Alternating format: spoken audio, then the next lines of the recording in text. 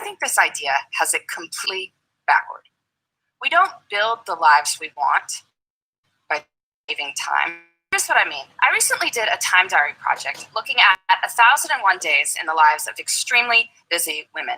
They had demanding jobs, sometimes their own businesses, kids to care for, maybe parents to care for, community commitments.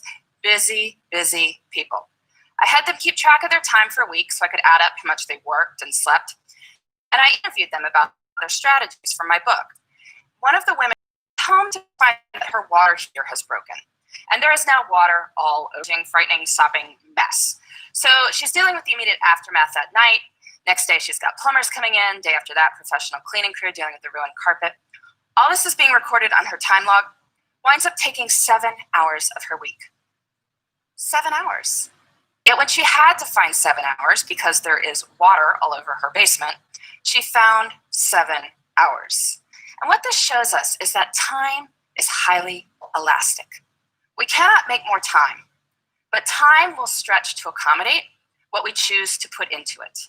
And so the key to time management is treating our priorities as the equivalent of that broken water heater. And to get at this, I like to use some language from one of the busiest people I ever interviewed. By busy, I mean she was running a small business of 12 people on the payroll. She had 6 children in her spare time.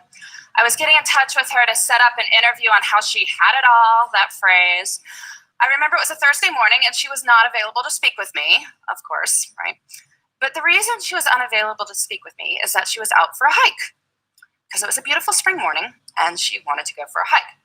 So, of course, this makes me even more intrigued. And when I finally do catch up with her, she explains it like this. She says, listen, Laura, everything I do, every minute I spend is my choice. And rather than say, I don't have time to do X, Y, or Z, she'd say, I don't do X, Y, or Z because it's not a priority. I don't have time often means it's not a priority. If you think about it, that's really more accurate language. I mean, I could tell you I don't have time to dust my blinds, but that's not true. If you offered to pay me $100,000 to go dust my blinds, I would get to it pretty quickly. Since that is not going to happen, I can acknowledge this is not a matter of lacking time. It's that I don't want to do it. Using this language reminds us that time is a choice. And granted, there may be horrible consequences for making different choices. I will give you that. But we are smart people, and certainly over the long run, we have the power to fill our lives with the things that deserve to be there. So how do we do that? How do we treat our priorities as the equivalent of that broken water heater? Well, first we need to figure out what they are. And I want to give you 2 strategies for thinking about this. The first, on the professional side. I'm sure many people coming up to the end of the year are giving or getting annual performance reviews. You look back over your successes over the year, your opportunities for growth. And this serves its purpose, but I find it's more effective to do this looking forward. So I want you to pretend it's the end of next year. You're giving yourself a performance review. And it has been an absolutely amazing year for you professionally. What 3 to 5 things did you do that made it so amazing? So you can write next year's performance review now. And you can do this for your personal life too. I'm sure many of you, like me, come December, get cards that contain these folded up sheets of colored paper, on which is written what is known as the family holiday letter.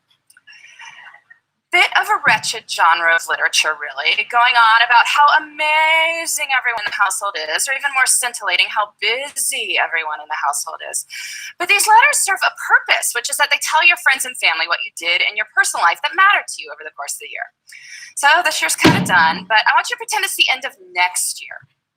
And it has been an absolutely amazing year for you and the people you care about. What 3 to 5 things did you do that made it so amazing?